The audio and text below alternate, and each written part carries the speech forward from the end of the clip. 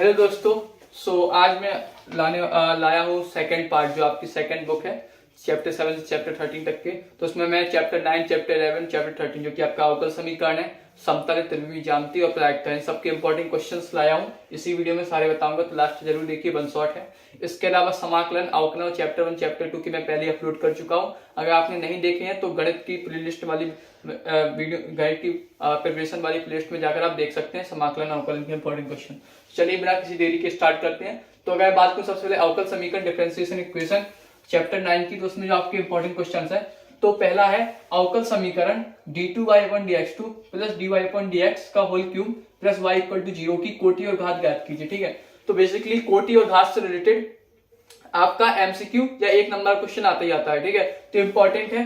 तो इसमें बेसिकली क्या है कि आप, जैसा मैंने आपका जो कॉपी वाला मैथ की कॉपी वाले में भी बताया था जब मॉडल पेपर सॉल्व कराया था पिछले वीडियो में, कि जिस आपको देखना है किसमें जो है सबसे ज्यादा बार अवकलन किया है। तो अगर आप देखेंगे यहाँ पे हमने y का 2 बार अवकलन किया है, यहाँ पे 1 बार किया है, यहाँ पे 0 बार किया है। तो सबसे ज्यादा बार किसमें किया? इसमें किया। कितनी बार किया? 2 बार। तो इसकी कोटि हो जाएगी 2।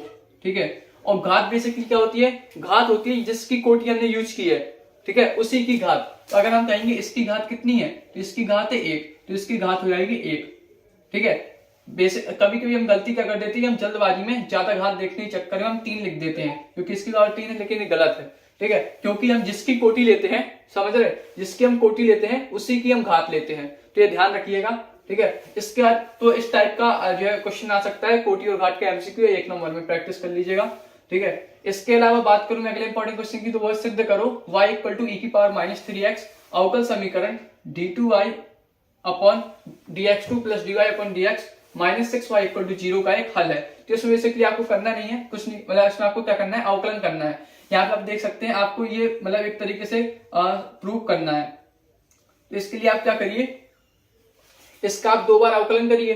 ठीक है, तो आपको 1 बार अवकलन करेंगे dy/dx की वैल्यू मिल जाएगी, 2 बार करेंगे d2y/dx2 की वैल्यू मिल जाएगी, और y की वैल्यू आपके पास है, तीनों की वैल्यू इसमें रख लिया और LHS इक्वल टू RHS लिखा दीजिए। ठीक है, तो इस तरीके से आपको अवकलन करना है, नॉर्मली इंपॉर्टेंट क्वेश्चन है। इसके बाद बात करूं अगले क्वेश्चन की, वो है आपका dy/dx plus 1 plus y² equal to 0 को हल करो। तो इसमें भी बेसिकली आपको क्या करना है, इसमें जो है आपको हल करना है। तो एक चीज और ध्यान रखिए कि अवकल समीकरण को बनाना इस पर आपके कोर्स में नहीं है, इस पर आपके कोर्स में अवकल समीकरण का व्यापक एवं विशिष्ट हल है। ठीक है, तो अगर मैं इसमें बात करूं तो इसमें आपको क्या करना है कि इसको इस साइड ले जाना है। अगर मैं यहाँ पे दिखाऊं तो dy/dx इक्वल टू हो जाएगा -1 प्लस y²/y।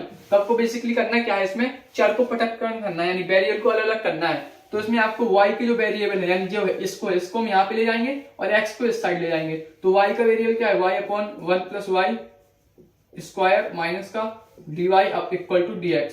ठीक है, क्योंकि x का यहाँ पे कुछ है नहीं है, तो यहाँ, ठीक है, तो यहाँ पे 1 हो जाएगा। तो हमने बेसिकली क्या किया, dy को हमने इस साइड रखा, dx को हमने इस साइड रखा, y की जितनी वेरिएबल है इतना भी आपकी वैल्यू है वो इस साइड ले गए, x की हम इस साइड ले जाएंगे। ठीक है, फिर इसके बाद हम यहाँ पे क्या करेंगे, इंटीग्रेशन कर देंगे। ठीक है, तो यहाँ पे आप y² को, इस पूरे को आप t मान के आप करोगे तो आपका ये सॉल्व हो जाएगा, इसका 1 हो जाएगा, और लास्ट में आपके इक्वेशन बन जाएगी y equal to something something plus c।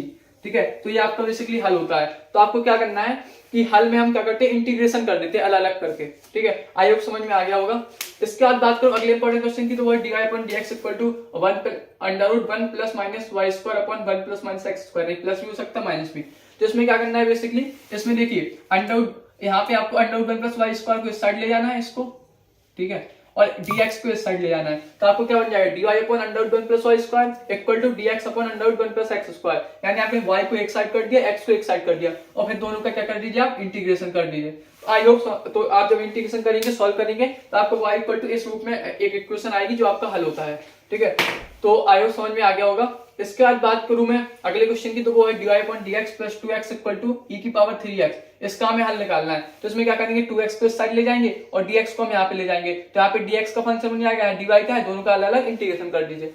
अगले इंपॉर्टेंट क्वेश्चन की बात करूं तो वो है आपका e⁻x tan y plus tan y dx plus 1 minus e⁻x sec² y into dy equal to 0। तो इसमें बेसिकली क्या करेंगे, वही आप करेंगे, y वाले को इस साइड रख देंगे, dx वाले को इस साइड रख देंगे, x वालों को, और उनका अलग अलग डिफरेंशिएशन इंटीग्रेशन कर देंगे, सॉरी, ठीक है। तो ये भी इंपॉर्टेंट क्वेश्चन है। इसके बाद बात करूं मैं अगले इंपॉर्टेंट क्वेश्चन की, तो वो है आपका 7वां question, log dy upon dx equal to 3x plus 4y का विशिष्ट हल जबकि y इक्वल टू 0 और x इक्वल टू 0, ठीक है।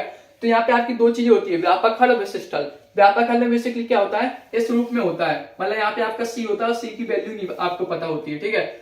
और विशिष्ट हल में क्या होता है, यहाँ पे ये कंडीशन होती है y equal to 0, x equal to 0, y और x का कुछ वैल्यू दी होगी। तो आपको क्या करना है, जब आपका लास्ट में इक्वेशन आ जाए तो यहाँ पे आपको एक स्टेप आगे बढ़ के इन दोनों की वैल्यू यहाँ पे x और y उसमें रख देना है, तो उससे आपको c की वैल्यू मिल जाएगी, और c की वैल्यू मिल जाएगी तो उसको आपको इस इक्वेशन में रख देना है। तो बेसिकली क्या होता है, व्यापक हल में आप जो है आपका यहाँ पे c होता है, और विशिष्ट हल में आप c की कुछ वैल्यू रख देते हैं, और वो कहां से मिलेगी, y x की वैल्यू रखने से, ठीक है। सो आई होप समझ में आ गया होगा। इसके बाद बात करूं अगले इंपॉर्टेंट क्वेश्चन की, तो वो है d2y upon dx2 equal to log x जबकि y equal to 1, dy upon dx equal to -1, x equal to 1। जब भी y x की वैल्यू दी हो, समझ जाइए विशिष्ट हल निकालना है। तो आप इसको क्या करेंगे, सॉल्व करेंगे, इसको आप दो बार इंटीग्रेट करेंगे, तब तो आपका y इक्वल टू आ जाएगा, और उसमें फिर c की वैल्यू निकालने के लिए आप y इक्वल टू मान लो कुछ भी आया हो, और y इक्वल टू मान लो 3x, ठीक है, फॉर एग्जाम्पल सैंपल के लिए। तब क्या करेंगे, आप x की वैल्यू 1 रख देंगे, y की वैल्यू 1 रख देंगे। तो आप यहाँ पे जब 1 वैल्यू रखेंगे तो c की वैल्यू आ जाएगी 2, तो आप क्या करेंगे, इस 2 की वैल्यू को यहाँ पुट कर देंगे इस इक्वेशन में, तो आपका ये विशिष्ट हल होगा, ठीक है। तो व्यापक हल में होता है c, विशिष्ट हल में आपकी कोई वैल्यू होती है c की। इसके बाद बात करूं अगले इंपॉर्टेंट क्वेश्चन की, तो वो है 9वां, x square plus y square और dy upon dx equal to xy। ये बेसिकली आपका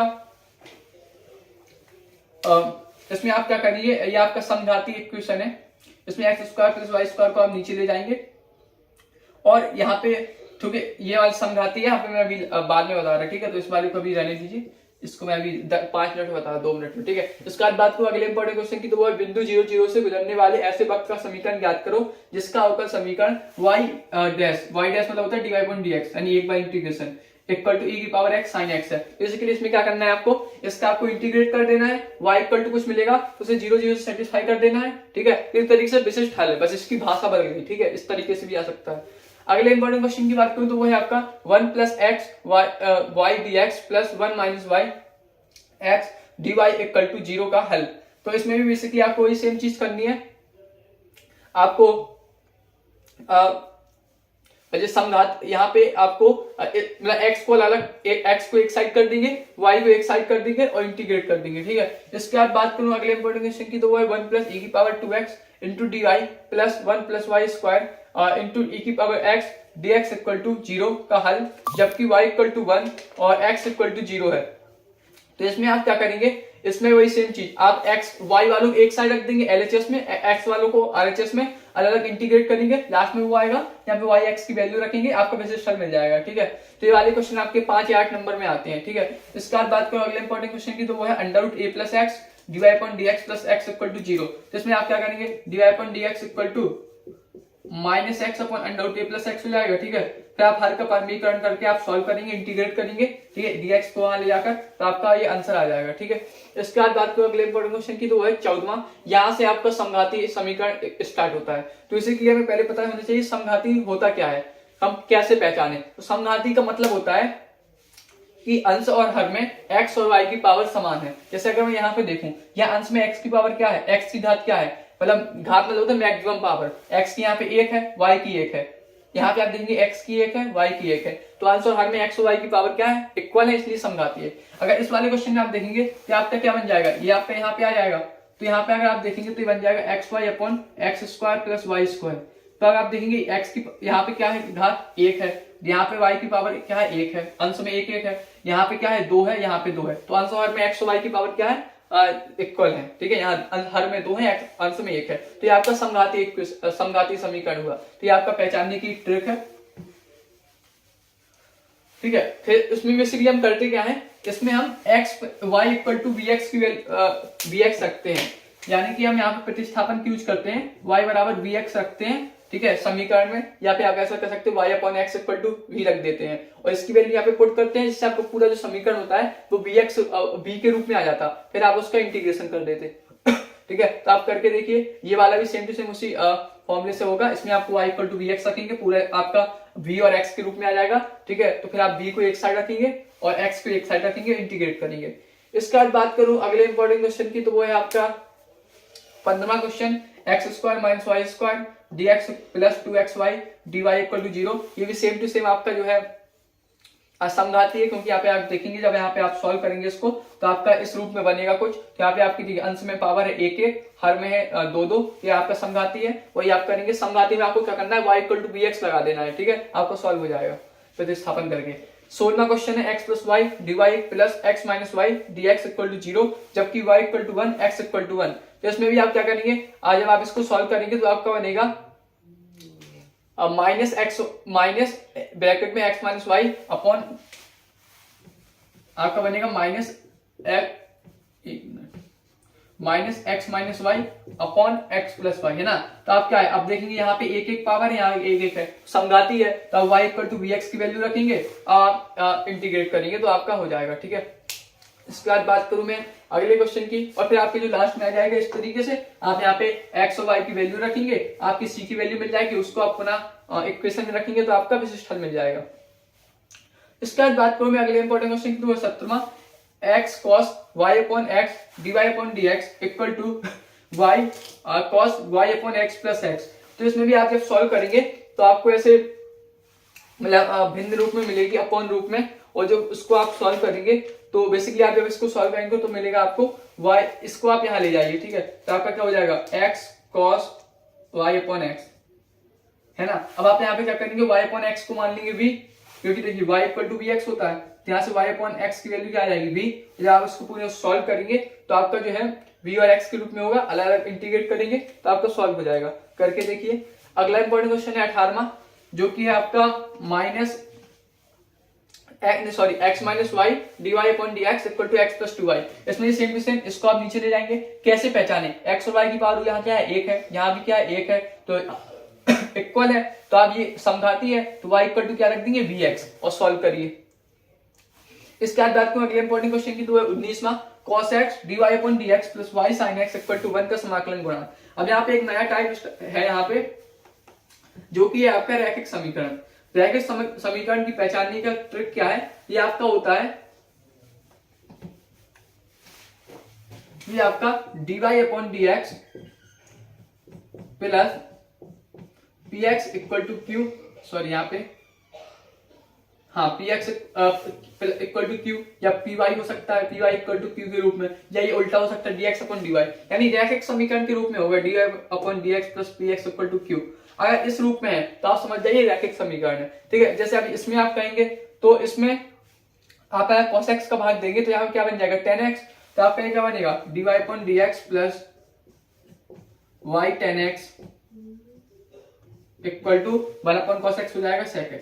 तो आप देखेंगे dy upon dx plus py equal to q, p की वैल्यू tan x और q की वैल्यू sec x, तो आपका रैखिक समीकरण है। तो ये पहचानने की ट्रिक है, ठीक है। एक चीज और ध्यान रखना, यहाँ आप जो अगर इस रूप में है वो, तो आपका जो p होगा वो y के रूप में होगा, y का फलन होगा, ठीक है, यानी कि जैसे, और यहाँ पे जो q होगा वो भी y का फलन होगा, ठीक है। जैसे अगर इसमें बात करूं तो इसमें आपका p क्या है, tan x है, x का फलन है, और q भी है, x का फलन। तो यहाँ पे आप ध्यान क्या रखना, q जो है यहाँ पे x और y दोनों ना हो, यहाँ पे या तो x हो या y हो, ठीक है, अभी मैं आगे बताऊंगा, ठीक है। तो ये ध्यान रखना एक चीज। तो इसमें बेसिकली समाकलन गुणांक निकालना होता है, जो कि होता है e की पावर इंटीग्रेशन p dx। यहाँ पे p की वैल्यू क्या है tan x, और जब इसका इंटीग्रेशन करेंगे और आप सॉल्व करेंगे तो ये आपका जो है आ जाएगा। तो एक नंबर में एमसीक्यू में आ सकता है समाकलन गुणांक निकालने को। इसके बाद बात करूं मैं अगले क्वेश्चन की, तो वो dy upon dx plus 2y equal to sin x, या sin x की जगह cos x भी हो सकता है, या फिर 2 की जगह 3 4 कुछ भी हो सकता है, ठीक है। तो अगर आप देखेंगे तो सिंपली आप जी कंपेयर करेंगे तो p इक्वल टू आ जाएगा 2 3 जो भी हो, ठीक है, और q इक्वल टू आपकी वैल्यू आ जाएगी sin x cos x, ठीक है। तो आप इजिली इसको वो करेंगे, इसके रैखिक समीकरण से सॉल्व करेंगे तो आ जाएगा। इसके बाद बात करूं अगले इंपॉर्टेंट क्वेश्चन की, तो वो है 1 plus Y square plus x minus E की power minus tan inverse y dy upon dx equal to 0। इसमें आपको जो है करना है, तो इसमें बेसिकली अगर आप देखेंगे तो अगर हम dy अपॉन dx को, चूंकि हमें सिंगल बनाना है, ठीक है, तो अगर हम इसमें इसका भाग देंगे यहाँ पे, तो अगर हम इसका भाग देंगे तो सोचिए यहाँ पे x और y दो टर्म है, तो यहाँ पे अगर भाग देंगे तो x माइनस ई की power minus tan inverse y बनेगा plus Y square upon x minus E की power minus tan inverse y बनेगा, ठीक है। अब अगर आप कंपेयर करेंगे तो यहाँ पे x y दोनों है, ठीक है, यहाँ पे भी एक्स वाई है, तो कुछ आपका वो नहीं बन रहा, मतलब इक्वेशन सही नहीं लग रही है ना।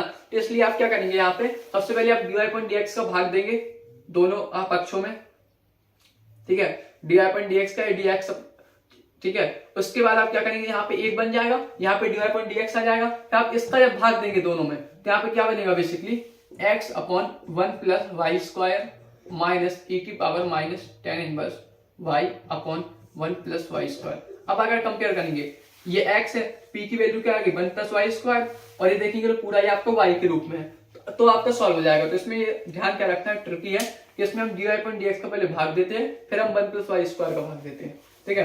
तो ये सब आपके क्वेश्चन एग्जाम्पल में मिल जाएंगे, ठीक है। आप करके देखिए, कोई डाउट हो तो कमेंट कर दीजिएगा। एग्जाम्पल में अच्छे से लगे हुए हैं, क्योंकि टाइम कम है तो मैं एक को सॉल्व नहीं करा सकता। इसके बाद बात करो अगले इंपॉर्टेंट क्वेश्चन की, तो वो dy upon dx plus y tan x equal to y square sec x। अब यहाँ पे देखिए जो मैं कह रहा था, यहाँ पे आप देखेंगे तो यहाँ पे तो सही है, पी वाई के रूप में है, यहाँ पे p की वैल्यू 10x, लेकिन यहाँ पे आप देखेंगे तो y भी है x भी है, तो यहाँ पे q की वैल्यू जो है या तो x के रूप में होनी चाहिए या y के रूप में। नॉर्मली क्या होता है, जो y का जो आपका p है, p x के रूप में है, तो यहाँ पे भी x के रूप में होना चाहिए, तो हम क्या करेंगे y स्क्वायर का भाग दे देंगे, ठीक है, फिर आप सॉल्व करेंगे। तो ये आप ध्यान रखना, यहाँ पे q जो है जिस मतलब p जिसका फंक्शन हो, यानी x का फंक्शन हो, p की वैल्यू x के रूप में हो, y के रूप में, उसी रूप में q की वैल्यू होनी चाहिए, और दूसरा वेरिएबल नहीं होना चाहिए। अगले इंपॉर्टेंट क्वेश्चन की बात करूं तो 1 plus Y square dx equal to tan inverse y minus x dy, ठीक है। तो यहाँ पे आप बेसिकली क्या करेंगे, यहाँ पे आप 1 प्लस वाई स्क्वायर का अगर भाग देंगे तो यहाँ पे हो जाएगा 1 प्लस वाई स्क्वायर, यहाँ पे हो जाएगा 1 प्लस वाई स्क्वायर, तो आपका देखिए x, तो आपका p बन जाएगा 1 अपॉन 1 प्लस वाई स्क्वायर, ये बन जाएगा आपका q, तो आप इजीली इसको सॉल्व कर देंगे, ठीक है। तो सारे आप यहाँ क्वेश्चन आपको एग्जाम्पल में मिल जाएंगे, करके देखिए, अच्छा क्वेश्चन है। तो ये आपके 22-23 इंपॉर्टेंट क्वेश्चन है 9 चैप्टर के। अगला जो चैप्टर है वो आपका 11वां समतल, जिससे बहुत क्वेश्चन पूछे जाते हैं, तो इसके इंपॉर्टेंट क्वेश्चन देखते हैं। सो हम देखते हैं 11वीं चैप्टर की, जो कि आपका त्रिविमीय ज्यामिति, ठीक है, इसके इंपॉर्टेंट क्वेश्चंस। तो इसमें जो पहला इंपॉर्टेंट क्वेश्चन है वो है बिंदुओं 1, 1, -1 तथा 2, 3, 1 को मिलाने वाली रेखा की दिक् कोसाइन ज्ञात कीजिए, ठीक है। तो ये वाला क्वेश्चन आपका 1 या 2 नंबर में आ सकता है, ठीक है। तो इसमें बेसिकली आपको क्या करना है, इसमें आपको इसको a मान लो, इसको b मान लो, तो आपका a भी निकाल लेना। a भी निकाल लोगे तो उसका बेसिकली जो दिक् अनुपात होते हैं, दिक् अनुपात बटे मतलब जैसे फॉर एग्जाम्पल मतलब ऐसा कुछ बना, अगर आपका मान लो 3j - 4k, ठीक है, तो इसका जो आपका मॉड होगा यानी 4 + 9 + 16, ठीक है, और अपॉन 2, 3, 4 यानी कि cos अल्फा बन जाएगा cos beta cos gamma upon भी ये रहेगा, ठीक है। ये मैंने उसमें ही करवाया, सॉल्व में अगर कोई प्रॉब्लम हो देख लीजिए, कॉपी में लिखवाया करवाया है, मैथ की सॉल्विंग वाली है, मॉडल पेपर की। दूसरा क्वेश्चन है वो है सिद्ध करो कि बिंदु 2, 3, 4, 1, -2, 1, 5, 8, 7 समरेख हैं, ठीक है। तो इसमें बेसिकली आपको क्या करना है, ए बी सी मान लेना इन तीनों को, तो आपको यहाँ से ए बी मिल जाएगी, यहाँ से बी सी मिल जाएगी, ठीक है। तो आप देखेंगे जब ए बी और बी सी में, तो उनके जो दिक् अनुपात होते हैं, यानी A1/A2 का अनुपात देखेंगे, B1/B2, C1/C2, तो तीन एक निश्चित अनुपात होंगे, यानी कि ए बी और बी सी समांतर होगी, तो आप लिख दीजिए वो दोनों समांतर है और दोनों में बी कॉमन है, इसलिए संरेख है। तो ये आ सकता है 2 नंबर में। इसका बाद तो अगले क्वेश्चन की जो इंपॉर्टेंट है वो है बिंदु 5, 2, -4 से जाने वाली तथा सदिश 3i cap + 2j cap - 8k cap के समांतर रेखा का सदिश तथा कार्तीय समीकरण ज्ञात कीजिए, ठीक है। तो इसमें बेसिकली आपका जो फॉर्मूला होता है r = a + nb, ठीक है, r = a + λb, तो आपका b है, ये आपका यहाँ से a बन जाएगा, तो आप सीधे रख दीजिए, ठीक है, और उसको फिर कार्तीय में चेंज कर दीजिए, x - x1/a = y - y1/b = z - z1/c, ठीक है।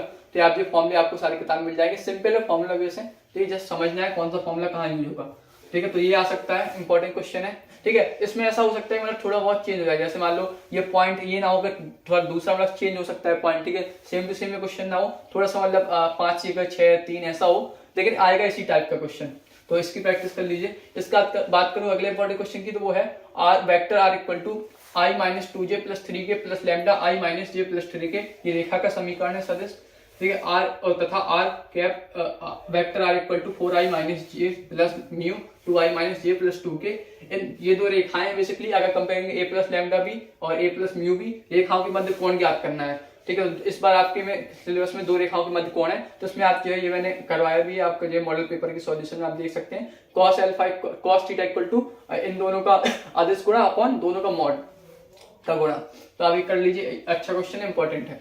इसके बाद बात करूं अगला इंपॉर्टेंट क्वेश्चन है जो है पी का मान ज्ञात कीजिए ताकि रेखा minus x upon 3 equal to 7x minus 14 upon 2p equal to Z minus 3 upon 2 और 7 minus 7x upon 3p equal to y minus 5 upon 1 equal to 6 minus Z upon 5 परस्पर लंब है। तो बेसिकली जो आपका है ये आपका सदिश समीकरण होता है रेखा का, सॉरी ये आपका कार्तीय समीकरण, ये है सदिश समीकरण जिसमें i j k के रूप में, इसमें आपका x y z के रूप में, तो होता है आपका कार्तीय समीकरण, कार्तीय तल x y z, ठीक है। तो आपको बेसिकली क्या करना है, ये वाला क्वेश्चन आप मैंने करवाया भी है, मॉडल पेपर में भी है, तो ये करवाया है आप, ठीक है। इसमें बेसिकली आप क्या करते हैं, ये आपके होते हैं a1 b1 c1 a2 b2 c2, तो a1 a2 plus b1 b2 plus c1 c2 इनका जो होता है लंब के लिए इनका योग जो है 0 होता है। तो आप यहाँ से सॉल्व करेंगे तो इसकी वैल्यू आपकी आ जाएगी पी की वैल्यू, ठीक है। इसके बाद बात करूं, इंपॉर्टेंट क्वेश्चन है, इसके बाद बात करूं अगले इंपॉर्टेंट क्वेश्चन की, तो वो है vector r equal to i plus 2j plus 3k plus lambda i minus 3j plus 2k, ये एक रेखा का सदिश समीकरण है।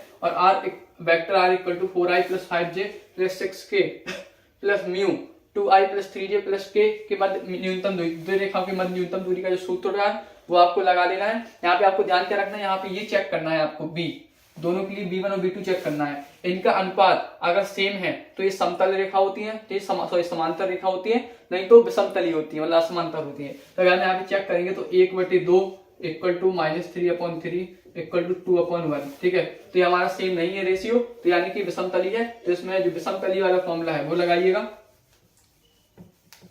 ठीक है। और अगर ये इंपॉर्टेंट क्वेश्चन, इसका जो अगला इंपॉर्टेंट क्वेश्चन है वो है vector r equal to i plus 2j plus 3k plus lambda 2i plus 3j plus 4k तथा vector r equal to 2i plus 4j plus 5k plus mu 4i plus 6j plus 8k, इन दोनों के बाद न्यूनतम दूरियां में ज्ञात करना है। तो अगर बेसिकली आप देखेंगे तो इसमें अगर आप चेक करेंगे तो यहाँ पे अगर आप देखेंगे रेशियो जो है मतलब 2 दूना 4, 3 दूनी 6, 4 दूनी 8, तो यहाँ पे मतलब अगर आप रेशियो देखेंगे तो 1/2 का बन रहा है तीनों का, a1/a2 equal to b1/b2 equal to c1/c2। तो ये बेसिकली आपकी समांतर रेखा है, तो इसके लिए आपका दूसरा फॉर्मूला यूज होगा, ठीक है। तो फॉर्मूला आपका बेसिकली क्या होता है, अब वो भी देख लीजिए।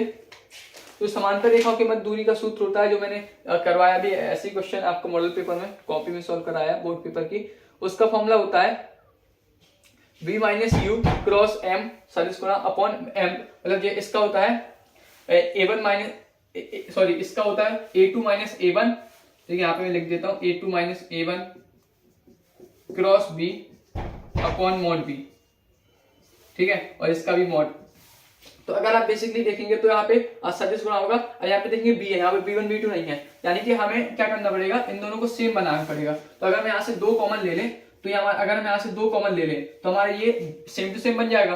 तो जस्ट ये चूंकि ये कांस्टेंट है तो इसमें 2 का गुणा करेंगे तो कांस्टेंट ही रहेगा, ठीक है। तो यहाँ पे आपका b बन जाएगा सेम, आप फॉर्मूला लगाएंगे। तो ध्यान क्या रखना है, हमें सबसे पहले इनका कंपेयर करना है, b का, दोनों के b1 और b2 का कंपेयर करना है। अगर उनका रेशियो इक्वल है तो समांतर है, अगर रेशियो इक्वल नहीं तो असमांतर है। दोनों के अलग अलग फॉर्मूले आप किताब में देख सकते हैं, तो ध्यान रखिएगा, हम कई बार गलती कर देते हैं, क्योंकि अगर आप इसमें विषमतली का असमांतर रेखाओं का फॉर्मूला लगाएंगे तो इसका आंसर आएगा 0, जो कि गलत है, ठीक है। इसके अलावा एक और इसमें बहुत इंपॉर्टेंट क्वेश्चन है जो बहुत बार आता है, जो कि आपको मॉडल पेपर में भी है, और मैंने बोर्ड की कॉपी कैसे लिखना है उसमें सॉल्व कराया, तो वो देख सकते हैं क्वेश्चन, क्योंकि मैंने वहां कराया तो यहाँ पे लिखा नहीं है, ठीक है। तो इस टाइप का क्वेश्चन आ सकता है समांतर रेखाओं का, बहुत इंपॉर्टेंट है।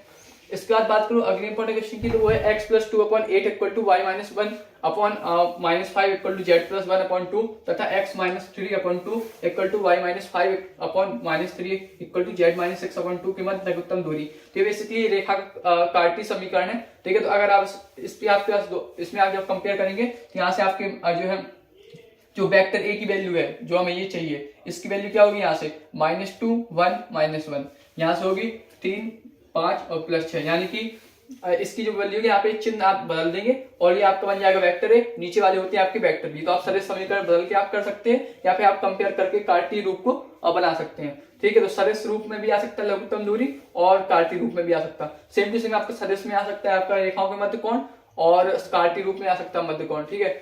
तो इसके बाद बात करूं अगले इंपॉर्टेंट क्वेश्चन की, तो वो है दो बिंदु हैं आपके पास 2i प्लस 3j माइनस के, या फिर ऐसे दे सकता है 2, 3 -1, एक ही चीज है, तथा -i+4j+3k को मिलाने वाली रेखा का सदिश समीकरण।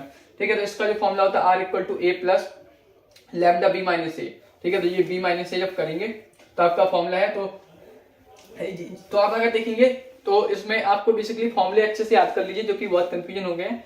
फॉर्मूले अच्छे से याद कर लीजिए और हर के दो टाइप के, जैसे मैंने हर टाइप के एक क्वेश्चन को लिखा है कि अच्छे से प्रैक्टिस कर लीजिए, एक टाइप की और कर लीजिए तो आपका मतलब बन जाएगा। वैसे कोई डिफिकल्ट नहीं होता, कुछ चीजें ध्यान रखने वाली है, जैसे यहाँ पे समांतर रेखा की, असमांतर रेखा, ये छोटी छोटी चीजें ध्यान रखना। एक चीज और, जैसे यहाँ पे है कार्तीय रूप में, तो यहाँ पे हमेशा जब आप कंपेयर करो यहाँ पे इस रूप में लिखना है आपको, मतलब x minus x1 upon a equal to y minus y1 upon v equal to z minus z1 upon c। अगर आप देखेंगे यहाँ पे x हमेशा पहले होना चाहिए, तो अगर जैसे देखेंगे यहाँ पे x बाद में है, यहाँ पे x के साथ 7 है। ठीक है, तो आपको इसको इस रूप में बनाना है। तो यहाँ पे आप माइनस कॉमन लेके माइनस नीचे भेज देंगे, यहाँ पे आप 7 का भाग दे देंगे ऊपर नीचे, तो आपको ये इस रूप में बनाना है, स्टैंडर्ड रूप में। तो ये ध्यान रखिएगा, फिर आप कंपेयर करिएगा, जो हम छोटी गलती कर देते हैं। इसके अलावा समतल के समीकरण, समतल से रिलेटेड क्वेश्चन है, समतल का सदिश समीकरण, कार्तीय समीकरण, इससे रिलेटेड इस बार सिलेबस में हट गया है। ठीक है, लेकिन फिर भी मैं यही कहूंगा कि आप उसके फॉर्मूले और एक क्वेश्चन लगा के देख लीजिएगा। ठीक है, अगर वैसे तो नहीं आना चाहिए क्योंकि इस बार सिलेबस में नहीं है समतल से रिलेटेड समीकरण, समतल से रिलेटेड क्वेश्चन, सब रेखा वाले क्वेश्चन है, तो एक बार फॉर्मूले देख के जाइएगा। ठीक है, इसके बाद बात करूं जो आपका चैप्टर 12 है, डायरेक्ट प्रोग्रामिंग से एक क्वेश्चन आता है, बहुत इजी क्वेश्चन आता है। ठीक है, इसमें आपको ज्यादा प्रैक्टिस की जरूरत नहीं है। इसमें आपके दो टाइप के क्वेश्चन आएंगे, या तो आपका अधिकतम मान पूछेगा, न्यूनतम मान। तो इस टाइप का आएगा, मतलब आपको एक उद्देश्य फलन दिया हुआ है z = 5x + 2y। ठीक है, अधिकतम मान या न्यूनतम मान पूछेगा। इसके अलावा आपको 2 या 3 असमीकरण दी होंगी, x + y = ≤ 40, 2x + y ≤ 70। ठीक है, और ये आपको दो दी होती है हमेशा, x > 0 और y > 0। इसका मतलब होता है आपको पहले चतुर्थांश में होगा जो भी होगा। ठीक है, तो आपको बेसिकली इसका अधिकतम मान निकालना है। इसको सॉल्व कैसे करना है, ये मैंने बोर्ड की कॉपी में, मॉडल पेपर में एक क्वेश्चन आया है तो मैंने पूरा चित्र बना के समझाया है, तो आप वहां पे बोर्ड वाली कॉपी में, मैथ की कॉपी कैसे लिखें बोर्ड में, उसमें देख सकते हैं। ठीक है, या अधिकतम मान या न्यूनतम मान, दो टाइप के आएंगे, तो आप दोनों की प्रैक्टिस कर लीजिए। इजी है, फ्री के 5-6 नंबर है। ठीक है, तो इसका आप जो देख लीजिए, दो टाइप के चैप्टर 12 के। इसके अलावा देखते हैं कि प्रायिकता के, जो आपका चैप्टर 13 है, उसके कौन कौन से इंपॉर्टेंट क्वेश्चन है। सो इसके आगे देखते हैं जो प्रायिकता है आपका 13वां चैप्टर, लास्ट चैप्टर, उसके इंपॉर्टेंट क्वेश्चन। और ये इंपॉर्टेंट चैप्टर, इससे आपका लगभग 10 नंबर का आता है। ठीक है, जो पहला इंपॉर्टेंट चैप्टर है वो है, सॉरी पहला इंपॉर्टेंट क्वेश्चन है वो है PA = 3/4, PB = 1/3 और PA इंटरसेक्शन B = 1/6। तो हमें निकालना है PA/B। इसका बेसिकली मतलब क्या होता है, इसका मतलब होता है कि B जो है घटना घट चुकी है। ठीक है, बेसिकली PA क्या है, PA मतलब वो है कि कोई घटना A है और कोई घटना B है, तो घटना A के घटित होने की संभावना, तो उसकी संभावना है 3/4।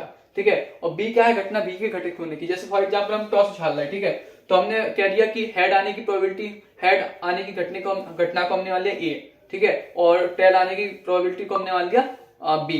ठीक है, तो उसका मतलब क्या होता है कि अगर नॉर्मल सिक्का है तो उसमें क्या होता है 1/2 1/2। ठीक है, PA = 1/2, PB = 1/2। ठीक है, तो भाई उस तरीके से आप समझ लो, दो घटनाएं हैं, उनकी घटित होने की प्रोबेबिलिटी है।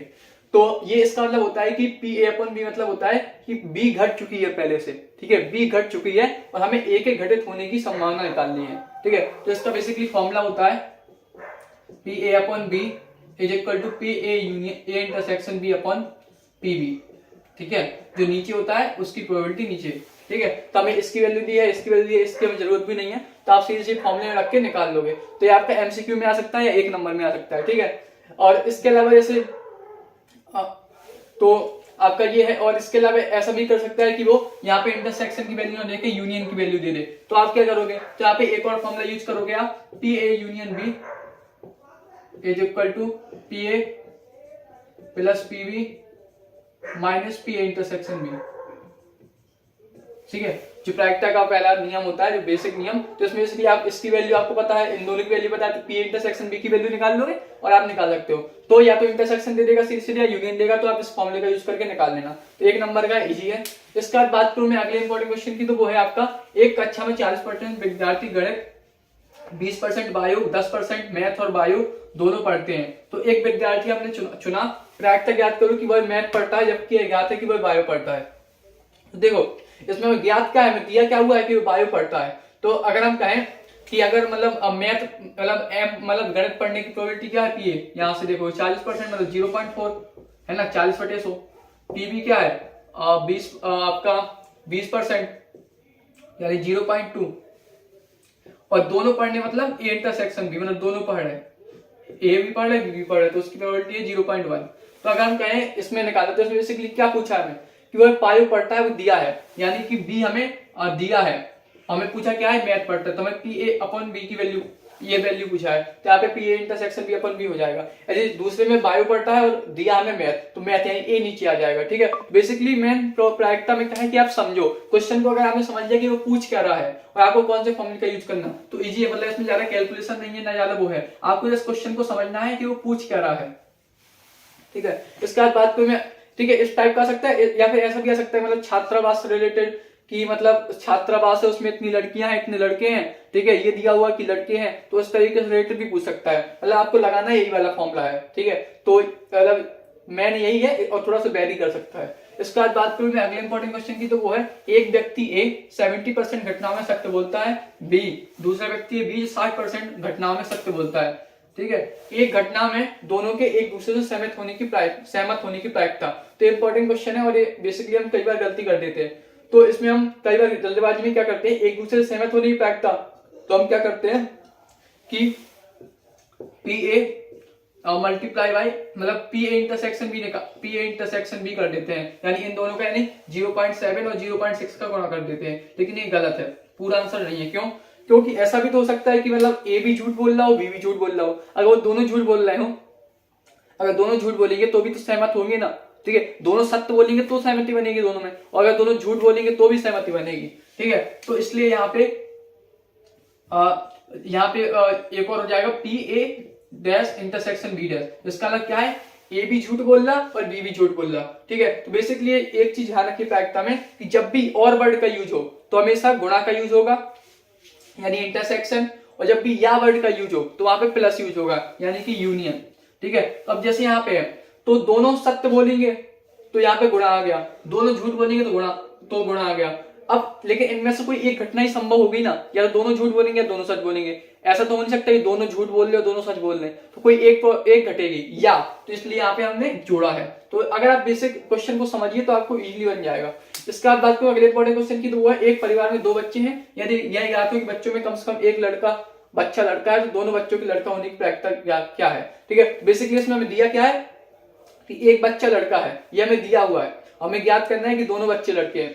तो इसमें बेसिकली आप इस तरीके से कर सकते हो सॉल्व, तो x x x y y x और वाई वाई, ये हमारा मतलब वो हो गया एक्स समष्टि, ये हमारा पूरा एस हो गया सैंपल साइज जी, यानी दोनों लड़का दोनों लड़की, एक लड़का एक लड़की हो सकता है। ठीक है, हमें ज्ञात क्या है कि एक बच्चा लड़का है कम से कम, यानी कि इसमें बेसिकली क्या होगा, लड़का मान ले एक्स है तो हमारा ये 3 होंगे इसमें सैंपल साइज में। इसके लिए हमें ज्ञात क्या करना है, दोनों बच्चे लड़के हो, और इसका वो क्या है ये है। तो अगर आप देखेंगे इन दोनों में कॉमन क्या है एक्स एक्स, तो यानी कि 1/4 कॉमन है, और हमें दिया क्या है लड़का, और लड़का की प्रोबेबिलिटी क्या है 3/4। जब आप इसको मतलब सैंपल साइज लिख के करेंगे तो इजीली बन जाएगा।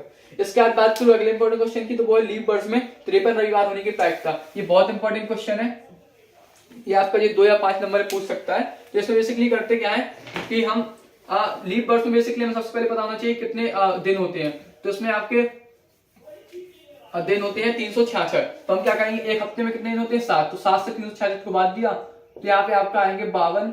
ठीक है, 7 × 35, 1 7 2 14, तो यहाँ पे आपके बेसिकली 2 दिन बचते हैं। ठीक है, अब 2 दिन में आप सोचो कौन कौन से दिन हो सकते हैं, तो 2 में या तो हो सकते हैं Saturday Sunday, Sunday Monday, Monday Tuesday, Tuesday Wednesday, यानी लगातार 2 दिन होंगे।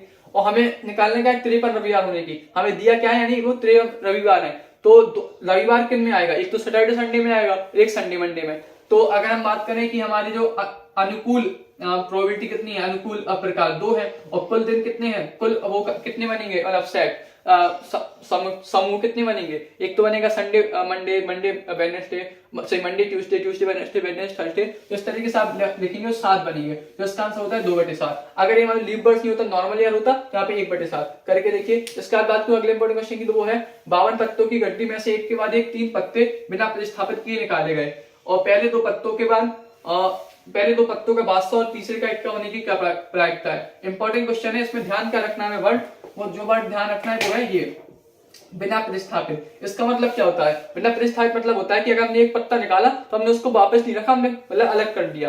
प्रतिस्थापित मतलब होता है कि हमने उसको निकाला और फिर हमने वापस रख दिया, और बिना प्रतिस्थापित मतलब होता है निकाला और हमने अलग रख दिया। तो इसमें हमने क्या किया, अलग रखते गए। तो पहले दो पत्तों का बादशाह, तो अब देखिए इसको कैसे सॉल्व करेंगे। तो हमें सबसे पहले पता हो जाए कितने बादशाह होते हैं, 4 बादशाह होते हैं। तो 4/52 पहले बार में निकालने के लिए मतलब पहला पत्ता निकाला, उसके बादशाह होने की प्रोबेबिलिटी क्या होगी, 4/52 कुल पत्ते 52 और 4 बादशाह होते हैं। अब इसमें लिखा क्या और, तो और के लिए मैंने क्या कहा, गुणा लगेगा। अब दूसरा पत्ता बादशाह हो, ठीक है। अब चूंकि हम वो पत्ता अलग कर देंगे तो कितने पत्ता बचेंगे बादशाह के, 3, और यहाँ पे कितने बचेंगे टोटल, 51। अब इसने कहा तीसरा और, मतलब यहाँ पे गुणा होगा, तीसरे का इक्का होने की प्रायिकता। अब इक्का कितने, इक्का तो 4 ही है ना, हमने बादशाह अलग की है, और टोटल पत्ते कितने हो जाएंगे 50, ठीक है। तो इसका गुणा हो जाएगा आंसर। तो आप क्वेश्चन को समझिए, आपको इजीली बन जाएगा।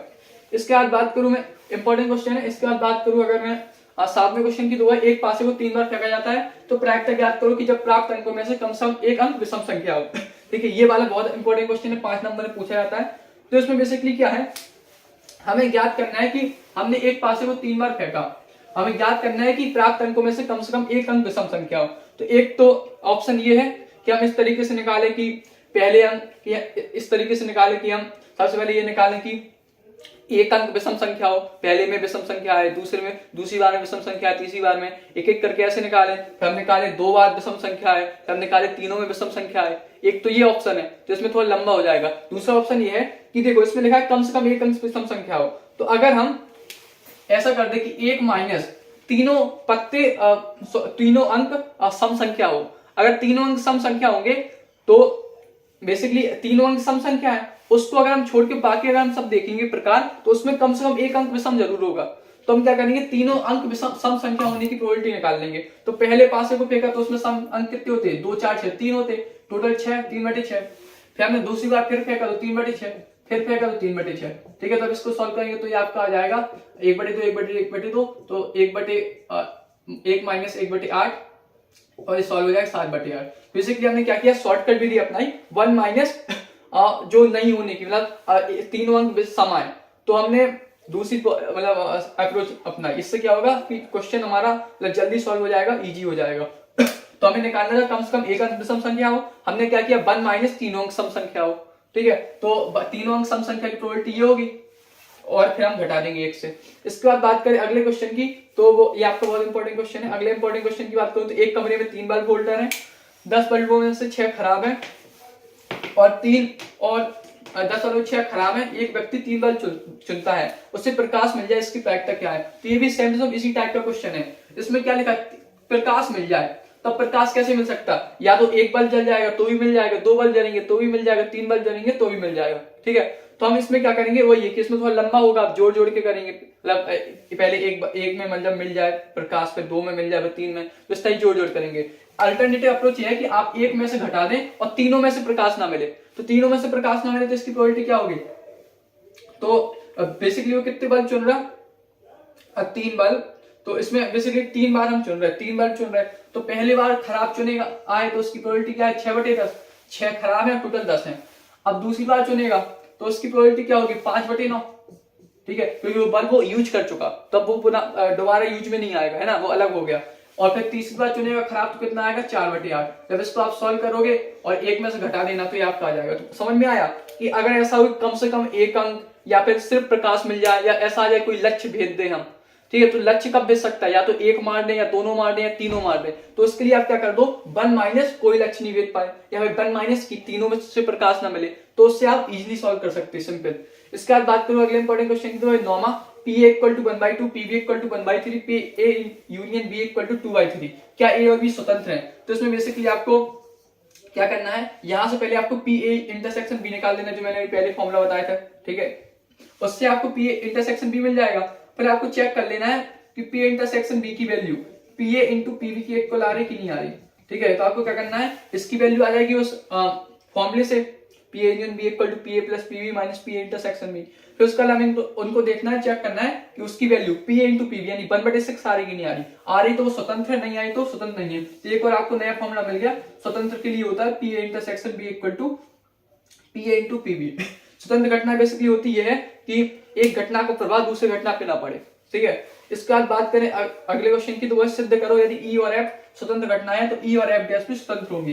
इंपॉर्टेंट क्वेश्चन है, तो इसमें बेसिकली थोड़ा सा मतलब अगर आपने प्रैक्टिस नहीं की है तो थोड़ा सा मतलब बनने में प्रॉब्लम होती है। तो इसको कैसे करते हैं जल्दी से देख लेते हैं। तो बेसिकली जो हमारी ई होगी, ठीक है, इसमें दो प्रकार हो सकते हैं मतलब इसकी प्रोबेबिलिटी, या तो ये हो सकता है कि ई और एफ घट जाए, या ये हो सकता है कि इनमें से कोई या ई एफ डैश हट जाए। मतलब मैं समझा रहा, बेसिकली क्या है, जैसे मान लो एफ, मान लो आपके टॉस उछाल रहे हैं, तो एफ मान लो आपका है हेड आने की प्रोबेबिलिटी, ठीक है, और तो हेड आने की प्रोबेबिलिटी, तो ई कोई घटना है तो या तो उसमें हेड आएगा या फिर एफ डैश मतलब है हेड ना आए यानी टेल आएगा, ठीक है। तो बेसिकली क्या है कि अगर कोई घटना, ये दोनों साथ में मतलब घटना घटित कर रहे हैं, दोनों साथ में घटनाएं हो रही, तो या तो हेड आएगा या टेल आएगा, दोनों एक साथ नहीं हो सकती, तो या होगा यानी एक घटेगी, इसलिए हमने यहाँ पे प्लस लगाया। तो P equal to P E intersection F, यानी कि कोई घटना घटी ई और उसके साथ एफ घट रहा, एफ मतलब मान लो हेड आ रहा है एग्जाम्पल, और दूसरा ऑप्शन है कि ई घटी और उसके साथ एफ डैश आ रहा मतलब टेल आ रहा। तो इसमें बेसिकली हम क्या करेंगे, हम पीई इंटरसेक्शन एफ डैश की वैल्यू निकालेंगे, तो P E minus P E intersection F. अब चूंकि ई और एफ में स्वतंत्र घटनाएं दी हैं तो इसको हम लिख सकते हैं पीई इंटू पी एफ, ठीक है। अब यहां से पीई आ जाएगा कॉमन, पीई कॉमन आएगा अंदर तो बचेगा 1 माइनस पीई अंदर, sorry 1 minus P F, 1 minus P F क्या होगा पी एफ डैश, ये एक और फॉर्मूला है। सो अब अगर हम और आगे क्वेश्चन देखें बेस्ट में उससे रिलेटेड, तो आपका जो प्रैक्टिकल आगे क्वेश्चन है वो है ए और बी स्वतंत्र घटनाएं हैं, तो सिद्ध करो कि क्या ए या बी में से न्यूनतम एक के होने की प्रायिकता equal to 1 minus P A dash into P B dash है। तो इंपॉर्टेंट क्वेश्चन है, ठीक है। तो इसमें नॉर्मली हमें प्रूव करने वाले क्वेश्चन थोड़ा समझ में नहीं आते कहाँ से स्टार्टिंग करें कैसे करें, तो इसको देखते हैं। तो बेसिकली इसमें अगर देखेंगे तो एक मिनट जस्ट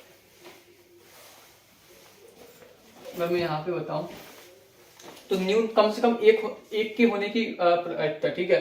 तो P और आप लिखेंगे ए या बी में से एक की होने की प्रायिकता, ठीक है। तो इसका वैल्यू मतलब क्या होगा कि कोई एक घटित हो, कम से कम कोई एक घटित हो, दोनों घट सकती हैं, ठीक है। तो इसको हम ऐसे लिख सकते हैं पी ए यूनियन बी। इसका मतलब क्या है, मतलब इसमें जो है सब आ गया, मतलब एक घट सकती है, दो घट सकती है, दोनों घट सकती है, ठीक है ना। तो इसमें क्वेश्चन में कह रहा कम से कम एक घटे, न्यूनतम एक घटे, तो ए यूनियन बी मतलब होता है एक घटे, कोई एक घटे या हो सकता है दोनों घट जाए, ठीक है। तो पी ए यूनियन बी हो जाएगा। अब इसकी वैल्यू क्या होती है basically P A plus P B minus P A intersection B, ठीक है। अब इसको हम थोड़ा सॉल्व करेंगे, तो हमें पी ए इंटरसेक्शन बी की वैल्यू, चूंकि ए और बी स्वतंत्र घटनाएं हैं, तो P A into P B हो जाएगा, तो P A into P B. अब देखिए यहां से यहां पे और यहां पे पी बी दोनों जगह है, तो कॉमन ले लेंगे, तो यहाँ 1 आएगा, यहाँ आएगा पी ए, ठीक। अब देखिए अब इसको हम क्या लिख सकते हैं, ठीक है। अब इसके बाद हम इसको क्या लिख सकते हैं 1 माइनस पी ए डैश, है ना, लिख सकते हैं ना इसको हम, अब 1 माइनस पी ए डैश, और ये हमारा क्या है, ये हमारा है पी ए डैश। अब इन दोनों में पी ए डैश कॉमन है, तो 1 माइनस पी ए डैश, अंदर क्या आएगा 1 माइनस पीबी, 1 माइनस पीबी क्या होता है पीबी डैश, ठीक है। तो अगर आप देखेंगे तो हमारे ये आ गया 1 minus P A dash P B dash. Basically क्या है कि आपको एक स्टेप लेना है, तो समझना है, मतलब वही क्वेश्चन को समझना है, वो क्या कह रहा है न्यूनतम ए में या ए या बी में से एक घटे, न्यूनतम एक, इसका होता है यूनियन, कि एक घट जाए, दो घट जाए, दोनों घट जाए। हमने इसको सॉल्व किया, यहाँ पर आपको सॉल्व करना पड़ेगा, स्वतंत्र घटना है तो पी इंटू पी कॉमन लेंगे, ए1 या पी ए डैश, फिर इसको हम लिखेंगे 1 माइनस पी ए डैश, तो थोड़ा सॉल्व करेंगे तो आ जाएगा, ठीक है। तो अच्छा क्वेश्चन है, प्रैक्टिस कर लीजिएगा। इसके बाद बात करूं अगले इंपॉर्टेंट क्वेश्चन की, तो वो है P equal to 1/2, P E union F equal to 3/5, P F equal to x, x की वैल्यू क्या होगी, अगर घटना अपवर्जी हो या स्वतंत्र, और दूसरा स्वतंत्र हो। तो ये वाला question same to same model paper में था इसी टाइप का, और मैंने करवाया भी है, तो यहाँ पे भी देख लीजिए। तो बेसिकली अपवर्जी की पहले हमें पता होना चाहिए होता क्या है। तो अपवर्जी मतलब होता है कि अपवर्जी घटना भी घटना होती है जो एक ही समय पर घटित नहीं हो सकती। ठीक है, जैसे हम टॉस उछाल रहे हैं तो या तो हेड आएगा या टेल आएगा, दोनों नहीं आ सकते, तो ये हमारी घटना क्या है, अपवर्जी घटना है। तो अगर हम कहेंगे दोनों एक साथ घटित नहीं हो सकती तो दोनों में कुछ कॉमन नहीं होगा, तो हम यहाँ पे लिख सकते हैं P intersection B equal to 0। Sorry, अपवर्जी मतलब दोनों एक साथ घटित नहीं होगी।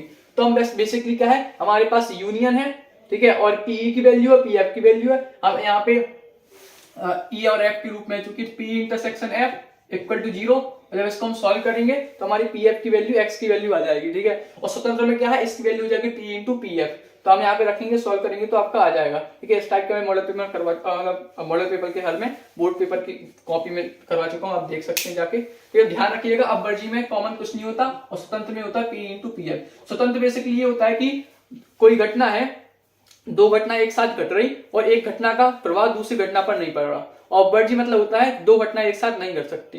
ठीक है, इसके बाद बात करो अगले क्वेश्चन की, तो वो है छात्रावास में 60% छात्र मैथ, 40% साइंस और 20% दोनों पढ़ते हैं। एक छात्र चुना गया, प्रायिकता ज्ञात करो कि वह ना तो गणित और ना ही विज्ञान पढ़ता है। ठीक है, तो बेसिकली इस टाइप का क्वेश्चन अभी हमने अभी जस्ट पहले देखा बायो और मैथ में। ठीक है, तो इसमें एक सेक्शन और जुड़ गया, वह ना तो गणित और ना ही विज्ञान पढ़ता है। तो उसमें क्या है, अगर हम इस छात्र मैथ की प्रोबेबिलिटी मान ले पी ए है, ठीक है, और वो है विज्ञान की पीवी, तो इसका मतलब क्या है, इसको हम कैसे लिख सकते हैं, P A dash intersection B dash, है ना। ए डैश मतलब ना तो वो मैथ नहीं पढ़ता, बी डैश मतलब विज्ञान नहीं पढ़ता, और इंटरसेक्शन मतलब दोनों, और तो ना वो मैथ पढ़ता ना विज्ञान, तो इसको मैं लिख सकते हैं। तो इसका फॉर्मूला होता है 1 minus P A union B. ठीक है, एक फॉर्मूला और ही आप याद कर लीजिए, या आप समझ के भी कर सकते हैं। इसका मतलब क्या है, दोनों नहीं हो रहा, और इसका मतलब क्या है, कम से कम एक हो रहा। तो एक में से कम एक हो रहा, तो क्या होगा, दोनों नहीं हो रहा। अभी हमने बल्ब वाला क्वेश्चन लगाया था, बल्ब होल्डर वाला। ठीक है, तो उससे देख सकते हैं, जस्ट 1 मिनट। तो अगर हमने अभी पढ़ा था क्या था, कि अगर कम से कम कोई एक हो तो हम उसको ऐसे कर सकते हैं 1 माइनस कोई ना हो। बल्ब वाला जो प्रकाश वाला क्वेश्चन था उसमें यही तो किया था हमने, तीनों से प्रकाश ना आए, 1 माइनस कर दिया था, तो कोई ना हो। तो इसको अगर हम इस साइड ले जाएंगे, इसको इस साइड, तो यही बन जाएगा। तो याद कर लीजिए, तो बेसिकली क्या है, अब इसका हम जब वो फॉर्मूला लगा देंगे तो हमें पी ए की वैल्यू पता है, बी की वैल्यू पता है, और पी ए इंटरसेक्शन बी की वैल्यू पता है, इजीली सॉल्व हो जाएगा। और ये दूसरा क्वेश्चन है, तो ये वही है आपका पी, मैथ पढ़ता है और विज्ञान पढ़ने की बैठ, तो मैथ पढ़ना दिया हुआ है यानी ए दिया हुआ है, हमें निकालना क्या है, बी, यानी पी बी अपॉन ए निकालना है, यह पहले बता चुका हूं। ठीक है, इसके बाद बात करूं अगले क्वेश्चन की, तो वो है दो विद्यार्थी पीक्यू द्वारा प्रश्न के उत्तर देने की प्रायिकता, प्रश्न के उत्तर देने की प्रायिकता 1/2, 1/3 है। यदि दोनों अलग अलग प्रश्नों के उत्तर देने का प्रयास करें तो प्रायिकता ज्ञात करो। पहला, यदि प्रश्न का उत्तर दिया जाता है, और दूसरा उनमें से केवल एक ही देता है। तो ये इंपॉर्टेंट क्वेश्चन है। इसमें बेसिकली क्या है, अब पी की प्रोबेबिलिटी क्या है देने की, अगर हम माने उसकी दो विद्यार्थी पी और क्यू, तो पी की प्रोबेबिलिटी क्या है उत्तर देने की, अगर हम इसको लिखें पी ए, तो क्या है 1/2, और बी की प्रोबेबिलिटी क्या है, मतलब क्यू की देने की 1/3। और उसने कहा दोनों अलग अलग प्रश्न के उत्तर देने का प्रयास करते हैं, तो हमें निकालना है यदि प्रश्न का उत्तर दिया जाता है, तो वही सेम चीज, प्रश्न का उत्तर या तो हो सकता है एक दे दे, पी दे दे, हो सकता है क्यू दे दे, हो सकता है दोनों दे दे।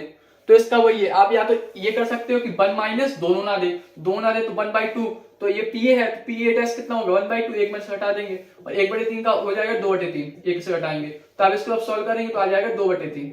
समझ में आया, हमने क्या किया, 1 माइनस दोनों में से उत्तर नहीं देगा कोई।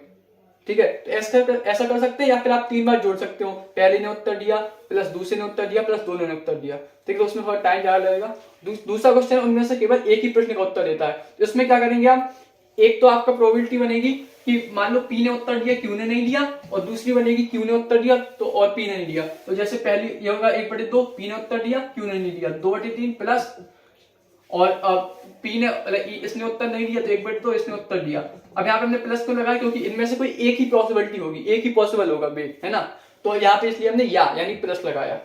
तो अगर हम देखें इसके बाद, तो आपके बैच प्रमेय के क्वेश्चन और संपूर्ण प्रायिकता प्रमेय के स्टार्ट होते हैं। तो इसको सॉल्व करने के लिए, समझाने के लिए यहाँ पे मैंने मिटा दिया है। ठीक है, अगर आप चाहें तो 10 सेकंड स्टार्ट मतलब पीछे करके आप क्वेश्चन को नोट कर सकते हैं ऊपर के। ठीक है, तो इसके बाद बात करूं अगले इंपॉर्टेंट क्वेश्चन की, तो वो है एक थैले ए में 4 लाल 5 काली गेंद है, दूसरे थैले में 6 लाल 3 काली गेंद है। एक गेंद ए से बी में स्थानांतरित करते हैं, ट्रांसफर करते हैं, इसके बाद बी से एक गेंद निकालते हैं, इसके लाल होने की प्रायिकता क्या है। नॉर्मली बैच प्रमेय क्या है, बैच प्रमेय की पहचान कि उसमें लास्ट में आपको कुछ पूछा होगा, साथ में एक चीज भी दी होगी, एक कंडीशन भी दी होगी कि यदि यह ज्ञात है तो इसकी प्रोबेबिलिटी क्या है, प्रायिकता क्या है। इधर आप देंगे तो यहाँ पे प्रायिकता तो पूछिए लाल होने की, यहाँ पे कुछ दिया नहीं है, तो यहाँ पे आप बैच प्रमेय ना लगा के संपूर्ण प्रायिकता प्रमेय लगाएंगे।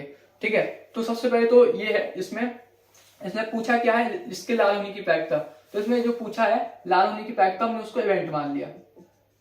ठीक है, गेंद का लाल होना। इसके बाद अगर देखेंगे आप तो PE1 हमने मान लिया कि हमने जो गेंद निकाली वो लाल गेंद है, हमें मतलब पहले थैले से गेंद निकाल के दूसरी थैले में डालना है, तो हमने माना पहले थैले से गेंद निकाली वो मतलब लाल गेंद होने की प्रोबेबिलिटी क्या होगी 4/9, और PE2 क्या होगी यानी काली गेंद होने की प्रोबेबिलिटी 5/9, पहले थैले से निकालनी है। ठीक है, अब चूंकि PE1/E क्या होगा, एक मिनट, और PE/E1 इसका मतलब क्या है, इसका मतलब ये है कि हमने पहले थैले से लाल गेंद निकाली, उसको दूसरे थैले में डाला, और फिर दूसरे थैले से क्या निकाली, लाल गेंद है ना, दूसरे थैले से गेंद निकाली, उसका लाल होने की प्रोबेबिलिटी, तो इसकी प्रोबेबिलिटी क्या होगी, अब चूंकि हमने एक थैले से लाल गेंद निकाली दूसरे में डाला, तो दूसरे थैले में लाल गेंद 6 से हो गई 7 बढ़ के। ठीक है, और कुल टोटल गेंद कितनी हो जाएगी 7 3 10। ठीक है, तो दूसरे थैले से लाल गेंद निकालने की प्रोबेबिलिटी क्या हो जाएगी 7/10। अच्छा, PE/E2 क्या होगा कि हमने पहले थैले से काली गेंद निकाली, दूसरे थैले में डाली, और फिर दूसरे थैले से लाल गेंद निकाली, तो अब पहले थैले से अब चूंकि हमने काली गेंद डाल के इसमें डाली, मतलब काली गेंद निकाल के इसमें डाली, अब इसमें लाल गेंद तो उतनी रहेंगी 6 ही रहेंगी, लेकिन टोटल गेंद बढ़ जाएंगी। 6/10 इसलिए है क्योंकि यहाँ पे हमें लाल गेंद निकाल दे दूसरे थैले से, काली गेंद नहीं निकाल दे, ध्यान रखिए। ठीक है, इसके बाद हमें निकालने का लाल होने की प्रायिकता, तो संपूर्ण प्रायिकता प्रमेय से होता है इसका फॉर्मूला PE/PE1 प्लस PE2 और PE/E2। ठीक है, यानी हम जोड़ते जाते हैं, अगर तीसरी कोई घटना होती है तो तीसरे को जोड़ देते हैं। अब आप वैल्यू रखेंगे, सॉल्व करेंगे तो आ जाएगा। ठीक है, यहाँ पे हमने बैच प्रमेय नहीं लगाई क्योंकि हमें यहाँ पे कुछ दिया नहीं था, तो जब कुछ दिया ना हो तो यहाँ पे हम संपूर्ण प्रायिकता प्रमेय लगाते हैं। ठीक है, तो उसमें जो हमें पूछा है उसको हम ई मान लेते हैं, ठीक है, और बाकी दो कंडीशन ले लेते हैं E1 E2। ठीक है, तो आइए समझ में आ गया होगा। इसके बाद करते हैं अगले क्वेश्चन की, यहाँ से आपकी बैच प्रमेय स्टार्ट होती है। तो 52 पत्तों की गड्डी से एक पत्ता खो जाता है, शेष पत्तों में से 2 पत्ते निकाले जाते हैं जो पान के हैं, खो गए पत्ते के पान की होने की प्रायिकता। अब दो बैच प्रमेय कैसे पहचानी, यहाँ पे हमने पूछा है कुछ, ठीक है, पत्ते के पाने की प्रायिकता, और हमें दिया क्या है, शेष पत्तों में से 2 पत्ते निकाले जाते हैं जो पत्ते पान के हैं, तो हमें दिया हुआ है। अच्छा, कुछ दिया हुआ है तो यहाँ से समझ में आ गया, यहाँ पे हमें बैच प्रमेय लगाना है। अब यहाँ पे एक ट्रिक है, यहाँ मतलब एक दिमाग यहाँ पे है कि हमें इसमें जो दिया हो उसको हमें ई मानना है। तो हमें इसमें दिया क्या है, ये दिया है पत्ते निकाले जाते हैं तो वो पान के हैं, तो ई इक्वल टू हम मान लेंगे इवेंट क्या है, 2 पत्ते निकाले गए और वो पान के हैं। ठीक है, 2 पत्ते निकाले गए पान के। ठीक है, मैंने शॉर्ट में लिख दिया। ठीक है, और जो हमें पूछा है उसको हम मान लेते हैं ए। तो हमें यहाँ पे पूछा क्या है, खो गए पत्ते के पान होने की प्रायिकता, तो ए इक्वल टू क्या हो जाएगा, पान होने की प्रायिकता। अच्छा, पान के पत्ते कितने होते हैं, 13 होते हैं। ठीक है, हुक्म चिड़ी ईट पान 13 होते हैं, और टोटल पत्ते कितने हैं 52, यानी खो गए पत्ते के पान होने की प्रायिकता क्या होगी 13/52। ठीक है, और जो है जो हमें पूछा उसको हमने ए मान लिया और उसके ऑपोजिट को मान लिया बी। अपोजिट मतलब कि जो है खोया हुआ पत्ता पान नहीं हुआ, उसके अलावा कुछ हुआ, तो इसकी प्रोबेबिलिटी हो जाएगी 39/52। तो इसका आप सॉल्व करेंगे तो जाएगा 1/4, ये हो जाएगा 3/4। आया समझ में कि हमें बैच प्रमेय में क्या करना है, जो हमें दिया है, ठीक है, मतलब लास्ट लाइन में जो हमें दिया है उसको हमने जो हमें कंडीशन दी है उसको हमने मान लिया ई, जो हमें पूछा है उसको हमने मान लिया ए, उसके अपोजिट को मान लिया बी। अब इसके बाद क्या है, हमें चाहिए PE/A। इसका मतलब क्या हुआ कि खोया हुआ पत्ता पान का है, ठीक है, और फिर 2 हमने पत्ते निकाले वो पान के हुए, तो इसकी बेसिकली क्या है, अब इसका क्या होगा कि हमें अगर खोया हुआ पत्ता पान का है उसके बाद हम 2 पत्ते निकाल रहे हैं, तो ऑब्वियसली जो एक पत्ता पान का मतलब कम हो गया, 13 से 12 बचे, और टोटल भी एक कम हुआ क्योंकि हम एक पत्ता निकाल चुके हैं और पान का है। अब इसका एक और पत्ता निकाल तो 11/50। ठीक है, अब PE/B क्या होगा, इसका मतलब क्या है कि हमने खोया जो पत्ता है वो पान का नहीं है, ठीक है, और कुछ है, उसके बाद हमने 2 पत्ते निकाले, तो अब जब उसके बाद 2 पत्ते निकाले तो पान के पत्ते 13 ही रहेंगे, लेकिन टोटल पत्ता एक कम हो जाएगा क्योंकि वो दूसरा कुछ था, ईट था, पान हुक्म था, चिड़ी था। ठीक है, इसका 13 में अब दूसरा एक और पत्ता निकाला तो यहाँ पे एक कम हो जाएगा, यहाँ एक कम हो जाएगा। ठीक है, आयो समझ में आ गया होगा। अब हमें चाहिए क्या है, हमें चाहिए होता है PA/E। मतलब अगर आप क्वेश्चन से भी देखेंगे कि जो दोनों पत्ते पान के हैं, ठीक है, यह पता है, और हमें निकालना क्या है कि खोया हुआ पत्ता पान का है। अगर आप पढ़ेंगे तो यही चीज है। ठीक है, तो इसका बेसिकली फॉर्मूला जो होता है PA into PE/A upon total मतलब इवेंट या टोटल प्रायिकता कह सकते हो, जो हमने निकाला था PE मान लो, तो ठीक है, तो इसको हम बेसिकली इस तरीके से करेंगे PA/E प्लस PB PE/B। समझ में आया? यहाँ पे क्या है, एक तरीके से संपूर्ण फैक्टर पीई है, ये टोटल क्या है पीई। यहाँ पे क्योंकि एक घटना होगी तो हमें यहाँ पे प्लस लगाया जाएगा, तो ये घटित होगी या ये घटित होगी, या तो ई पान का होगा या पान का नहीं होगा। ठीक है, तो हमने ऊपर लिखा इसके according P A into P upon A, फिर नीचे हमने टोटल किया। ठीक है, तो इस तरीके से आपका बेस्ट प्रीमियम का फॉर्मूला होता है, आप वैल्यू रखेंगे आपका आंसर आ जाएगा। आई होप समझ में आ गया होगा कि बेस्ट प्रीमियम कहाँ पे यूज होगी, कैसे पता चलेगा, कैसे करना है सॉल्व। इसके अलावा एक और क्वेश्चन देखते हैं, ठीक है, आपसे उससे आपको और क्लियर हो जाएगा। अगला क्वेश्चन है, इंपॉर्टेंट क्वेश्चन है ये वाला 52 पत्तों वाला। एक बहुविकल्पी प्रश्न का उत्तर देने में एक विद्यार्थी के उत्तर जाने की प्रायिकता 3/4 अनुमान लगाने की प्रायिकता 1/4 है। मान ले कि छात्र के प्रश्न के उत्तर का अनुमान लगाने पर सही उत्तर देने की प्रायिकता 1/4 है, तो क्या प्रायिकता है कि छात्र प्रश्न का उत्तर जानता है, दिया ज्ञात है कि उसने सही उत्तर दिया। तो आपको क्या करना है, पहले स्टार्टिंग की लाइन मतलब चाहे आप पढ़ो ना पढ़ो, फिर आपको नहीं पढ़ना, मतलब पढ़ना है उतना ध्यान नहीं देना, आपको लास्ट वाली लाइन पे ध्यान देना है, क्या दिया है, क्या कंडीशन दी है और क्या पूछा है। तो हमें क्या कंडीशन दी है, यदि यह ज्ञात है कि उसने सही उत्तर दिया तो हमारा ये हो जाएगा ई, सही उत्तर देना, ये क्या हो गया हमारा ई। अब उसने पूछा क्या है, क्या प्रायिकता है कि छात्र प्रश्न का उत्तर जानता है, तो छात्र के प्रश्न का उत्तर जानने की प्रोबेबिलिटी क्या होगी हमारी पी ए, यानी ई हमारा क्या हो गया, प्रश्न का उत्तर जानना, जो हमें पूछा उसको हमने ए मान लिया। ठीक है, अब अगर आप देखेंगे, अब पढ़िए क्वेश्चन, तो अब यहाँ पे आप देखेंगे तो यहाँ पे हमें प्रोबेबिलिटी दी है उत्तर जानने की प्रायिकता क्या है 3/4। इसका अपोज मतलब नॉर्मली होगा नहीं, उत्तर नहीं जानने की, लेकिन आप क्वेश्चन यहाँ पढ़ेंगे तो यहाँ पे दूसरा जो अपोज है वो है अनुमान लगाने की। ठीक है, तो या तो उत्तर जानेगा या अनुमान लगाएगा, तो यहाँ पे अनुमान लगाने की प्रोबेबिलिटी हमारी हो जाएगी बी, ठीक है, या ए डैश भी कर सकते, ठीक है, बी हो जाएगी, और ये हमारी होगी 1/4, या ए डैश भी कर सकते हैं। ठीक है, इसके अलावा क्या निकालना है, हम करेंगे पी ई अपॉन ए। इसका मतलब क्या हुआ कि वो सही उत्तर क्या है, जानता है और फिर सही उत्तर देता है। ठीक है, वो सही उत्तर जानता है, उसके बाद फिर सही उत्तर देने की प्रोबेबिलिटी क्या होगी, तो अगर वो सही उत्तर जानता है तो उसके सही उत्तर होने की प्रोबेबिलिटी क्या होगी 1। ये हमें क्वेश्चन में नहीं दिया, लेकिन ये मतलब कॉमन सेंस है, जब क्वेश्चन को समझेंगे तो आपको समझ में आएगा। ठीक है, और पी ई अपॉन बी क्या है कि उसने अनुमान लगाया और उसका सही उत्तर सही हो गया, तो ये हमें दिया हुआ है। मान ले कि छात्र के प्रश्न के उत्तर का अनुमान लगाने पर सही उत्तर देने की प्रायिकता 1/4 है। ठीक है, तो आप समझ में आ गया होगा। हमें निकालना क्या है, पी ए अपॉन ई, ठीक है, हमेशा है मतलब। ठीक है, आप अगर देखेंगे भी तो इसका अलग क्या है, सही उत्तर देना, सही उत्तर देने की प्रायिकता जबकि यह सही उत्तर जानता हो। अगर आप पढ़ेंगे तो क्या है, सही उत्तर दिया है जबकि सही उत्तर देने की प्रायिकता आपकी वह सही उत्तर जानता है। तो देखो सही उत्तर देना ये हमें दिया है और सही उत्तर जानने की प्रोबेबिलिटी हमें निकालनी है। ठीक है, सही उत्तर जानने की प्रोबेबिलिटी, तो यहाँ पे आप सॉल्व करेंगे उसी तरीके से P A into P upon A और टोटल नीचे। ठीक है, तो आपका आंसर आ जाएगा। समझ में आ गया। इसका एक और क्वेश्चन है, उसको भी देखते हैं, ठीक है, उससे आपको और क्लियर हो जाएगा। थैला 1 में 3 लाल 4 काली तथा थैला 2 में 5 लाल 6 काली गेंद है। किसी थैले में से एक गेंद निकाली गई जो लाल रंग की है, क्या प्रायिकता है कि गेंद दूसरी थैले से निकाली गई। ठीक है, तो आपने लास्ट वाली लाइन को आपको देखना है, क्या दिया है कि किसी थैले में से एक गेंद निकाली गई वो लाल रंग की है, तो हमारे ई क्या हो गया कि किसी थैले में से गेंद का लाल रंग का होना। ठीक है, मतलब गेंद लाल रंग का होना। यहाँ पे शॉर्ट में लिखता हूं, आप अच्छे से लिख दीजिए। ठीक है, अब इसके बाद हमें क्या पूछा है कि गेंद सेकंड थैले से निकाली गई है, तो हम सेकंड थैले को चुनना हमारा क्या हो जाएगा, सेकंड थैले को चुनना क्या होगा हमारा ए।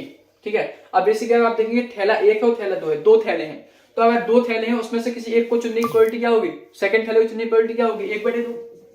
ठीक है, और दूसरा मतलब अपोजिट क्या होगा, मतलब अगर दूसरा नहीं तो पहला थैला चुना उसकी प्रोबेबिलिटी क्या होगी 1/2। समझ में आया कि आप जो पूछा हमने उसको ए माना, थैला दूसरे से निकालेंगे तो दूसरा थैला चुनने की प्रोबेबिलिटी क्या होगी 1/2, पहले को चुनने की प्रोबेबिलिटी होगी 1/2। इसके अलावा चाहिए पी ई अपॉन ई, इसकी बेसिकली वैल्यू क्या है, इसका अलग क्या है कि दूसरे थैले से निकाली गई है गेंद और वो गेंद लाल रंग की है। ठीक है, अगर आप पढ़ेंगे तो दूसरे थैले से निकाली गई है और गेंद लाल रंग की है, तो हमारे दूसरे थैले में ये है गेंद 5 लाल 6 काली, तो इसमें से लाल गेंद निकालने की प्रोबेबिलिटी क्या होगी 5/11। ठीक है, हमें चाहिए क्या पीई अपॉन बी, इसका अलग क्या है, पहले थैले से गेंद निकाली गई और वो लाल रंग की है, पहले थैले से लाल रंग की गेंद निकालने की प्रोबेबिलिटी क्या है 3/7। बस हमें चाहिए, अब हमें जो पूछा है उसने पूछा है पी ए अपॉन ई। अगर आप देखेंगे, अब कंफर्म करना चाहे तो देख सकते हैं। इसका अलग क्या है कि जो है दिया हुआ है कि गेंद लाल रंग की है, हमसे पूछा है कि वो दूसरे थैले से है, तो यहाँ पे आप देखेंगे तो दिया हुआ कि गेंद लाल रंग की है और पूछा है कि वो गेंद सेकंड थैले से निकाले गए। इसको आप सॉल्व करेंगे, आंसर आ जाएगा। तो आपको समझ में आ गया बेसिकली। सबसे पहले तो पहचानना है कि बेस्ट प्रिंट कहाँ यूज होगी। तो बेस्ट प्रिंट वहां यूज होगी जहां पे हमें कुछ पूछा हुआ है, उसके साथ एक कंडीशन दी हुई है, ठीक है। अगर मान लो ये नहीं है, मतलब कंडीशन नहीं दी हुई है, तो आप यहाँ संपूर्ण फैक्टर में लगाएंगे, ठीक है, संपूर्ण फैक्टर में लगाएंगे। अब बेस्ट प्रिंट हमें पता चल गया कि बेस्ट प्रिंट का है। अब उसमें हम कैसे माने, कैसे सॉल्व करें। तो उसमें जो दिया है, जो कंडीशन दी है, उसको हमें ई मान लेना है, ठीक है। जैसे इसमें ए था, दिया था, इसमें ये दिया था, इसमें ये दिया था, और जो हमें उसने पूछा है उसको हमें ए मान लेना है। तो हम यहाँ पे जैसे ये पूछा तो हमने उसको ए मान लिया, उसकी प्रोबेबिलिटी। यहाँ पे ये पूछा तो इसके उत्तर जानने की प्रोबेबिलिटी ए मान लिया, ठीक है। और जो पूछा उसको ए मान लिया, और उसके अपोजिट यानी उसके साथ, जैसे यहाँ पे दूसरा थैला है तो पहले थैले चुनने की हो जाएगी आपका बी, तो उसका अपोजिट हमने मान लिया बी, ठीक है। उसके बाद हमें पीई अपॉन ए की वैल्यू और पीई अपॉन बी की वैल्यू ये हमें क्वेश्चन में दी होगी, ठीक है। जैसे यहाँ पे दी, यहाँ से हम निकाल सकते हैं 3/7 5/11 पी अपॉन ए, ठीक है। अब ई अपॉन बी हमें निकालना क्या है, पी अपॉन ई। तो यहाँ में फॉर्मुला लगा के आप कर लोगे, ठीक है। फॉर्मुला आप देख लीजिएगा, ठीक है। तो ये हमेशा ये निकालना, आप चाहे तो एक बार कंफर्म कर सकते हो आप क्वेश्चन वाला इसको समझ के है क्या, ठीक है। इसके बाद जैसे जो भी इवेंट जैसे ई है, ए है, बी है क्या, इसको अच्छे डिफाइन भी कर देना क्वेश्चन में, जिससे आपके नंबर ना कटें, ठीक है।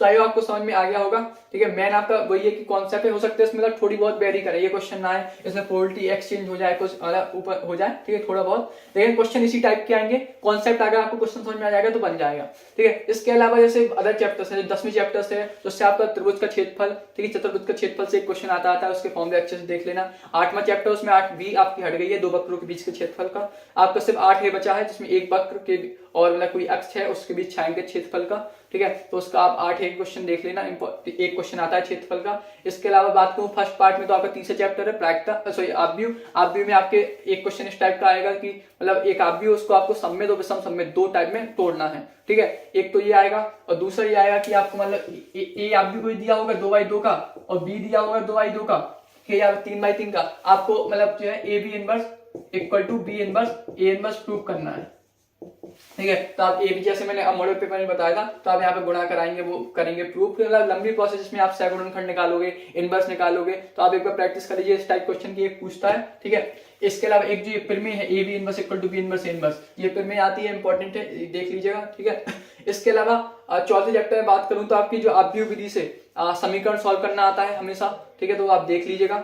इसके अलावा आपका सारणिकों के गुणधर्म हट गए हैं, और यही है इनवर्स वगैरह निकालना, ठीक है, सहखंडज वगैरह ये सब देख लीजिएगा, एक क्वेश्चन आता है। 6वें चैप्टर से बात करें तो वर्धमान आसमान से एक या दो क्वेश्चन आएगा, और उच्च निम्न से एक क्वेश्चन आएगा, ठीक है। और स्पर्श रेखा विलंब इस बार हट गए हैं, ठीक है। तो और बाकी चैप्टर्स कैसे 5 में एक पहले, दूसरा, 5वां, 7वां और 140 मैंने इसके तो मैंने इंपॉर्टेंट क्वेश्चन बता रहे हैं, आप गणित की प्लेलिस्ट पे जाके देख सकते हैं, ठीक है। कोशिश करूंगा कि फर्स्ट बुक के जितने चैप्टर बचे हैं, 6वें हुआ, आव्यूह हुआ, ठीक है, इसका ही मैं अलग बनाऊं, ठीक है, देखता हूं, ठीक है। इसके अलावा गणित की टाइम इन्वेस्टमेंट की वीडियो भी जल्दी आएगी, ठीक है। और इंग्लिश की बोर्ड कॉपी कैसे लिखना है, इंपॉर्टेंट क्वेश्चंस की वीडियो भी जल्दी आएगी।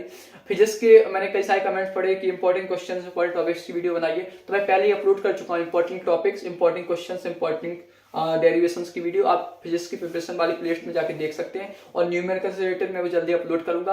केमिस्ट्री की इंपॉर्टेंट क्वेश्चंस की वीडियो भी जल्दी अपलोड हो रही है, तो आप प्लीज हर सब्जेक्ट की प्लेलिस्ट बनी है, आप जाके देख सकते हैं, ठीक है। इसके अलावा वीडियो पसंद आई तो लाइक कीजिए, अपने दोस्तों के साथ, जूनियर्स के साथ शेयर कीजिए, ज्यादा चैनल पर नए हो तो सब्सक्राइब कीजिए। Thank you very much, all the best.